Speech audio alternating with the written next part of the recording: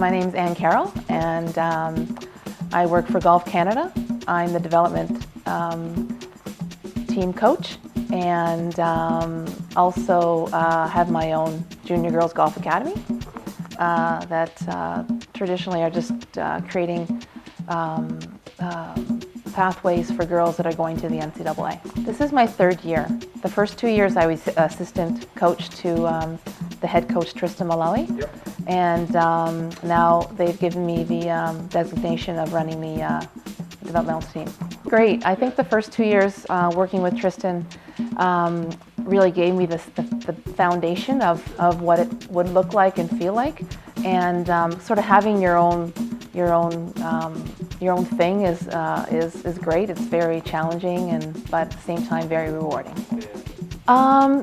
I think, for a lot of them, being the first year, they're not sure what that looks like, being on the team, how much commitment there is, the intimidation perhaps of the other players on the team that have been on the team for a couple of years. And just mostly, I think their biggest thing is learning how to travel, because they're probably on the road a good 75, 80 days. We just got back from South America. I took the team there, and that was a whole week off school.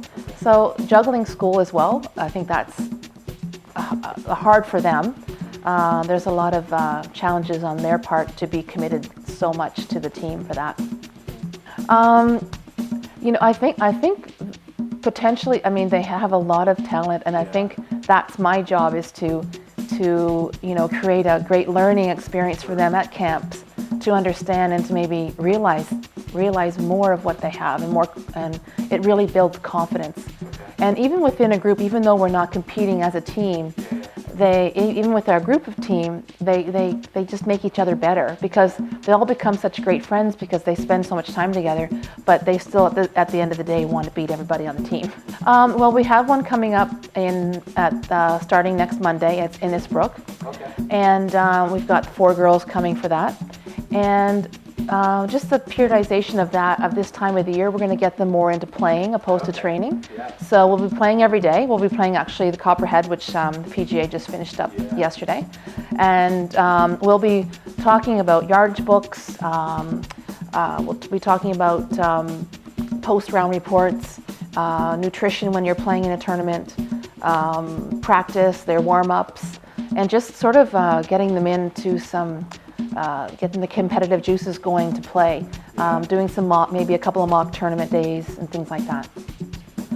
Well, I was actually ranked #1 as an amateur in 1984, which was really cool. And then from there I played professionally, played in about 4 LPGA tournaments that were at that point called the Du Maurier Classic. So we had the Du Maurier series across Canada, which is now well, I guess they don't have the series anymore, but it's CP. And then, so I went from there and found that I wanted to have, family and get married, and I didn't see how that fit into being on the road so much. So I came back and asked a good friend, Gar Hamilton, to consider me for a job at Mississauga Golf Club. And then from there, I just started working in the shop, but then always being drawn away to teach golf at that point. That's what it was called, teaching golf. And so then I taught golf, actually at Blue Springs here for a little while under Shelley Woolner. And then we went out to BC, and we were there for 14 years. I was at the same place for 14 years, Seymour Golf Club under Dale Shinbine. And first I was in the shop for 40 hours, and the next year it was 20 hours, and then he goes, just go out and teach and don't come back to the shop anymore. And I just had a real great experience of helping beginner golfers, which I think really gave me the foundation of knowing how hard it is to start this sport. It really helped me to be a better instructor and then a better coach. I think they're completely different. For example, at this next camp, the technical part of their components that they're going to be learning is less and less, because we want them to have less thoughts in their head about their swing, and we want to just solidify the things that they've been working on all winter and let's go and let's work on things that are going to help you score better, like short game and the mental game and the physical game. So there, a lot of times it's just just having a nice, safe environment for some of the girls to feel emotionally okay being away from home, because they're sometimes when we had Brooke on the team, she was 14 when she came, and she's still a young girl that still was having a hard time being away from home. So it's creating that environment that they're safe and they feel good, and that they're not missing home too much, and it's giving them the opportunity to get to mature as an athlete. Yeah. It's interesting for me because I felt like I always had opportunities when I was in the business from this very, very beginning. Like when I joined the CPJ, as it was known back then, I always felt like I was always busier than all the guys in my shop, and because women really like to take lessons from women. It's very competitive. I mean, I grew up with 3 brothers. I think from the very beginning, I was trying to do better than them from the start, and I've always been in this role of a male-dominated sport and business. So I think those skills as a young girl trying to fend for myself, I think that helped me get to where I am now.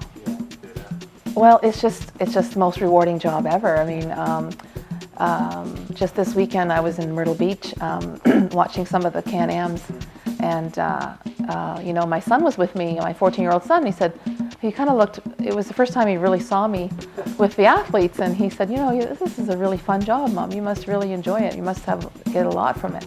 And I do get a lot from it, and it is the most rewarding career, for sure.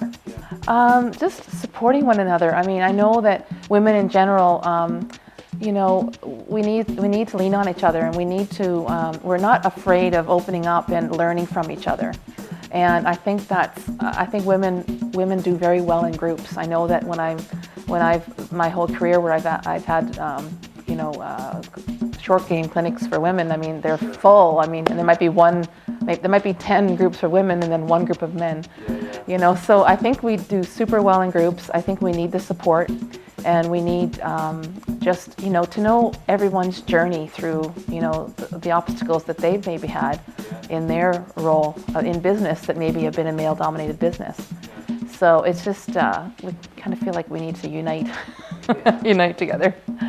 It's just a wonderful opportunity. I know above and beyond what you're going to learn from the actual content and the material. I remember taking this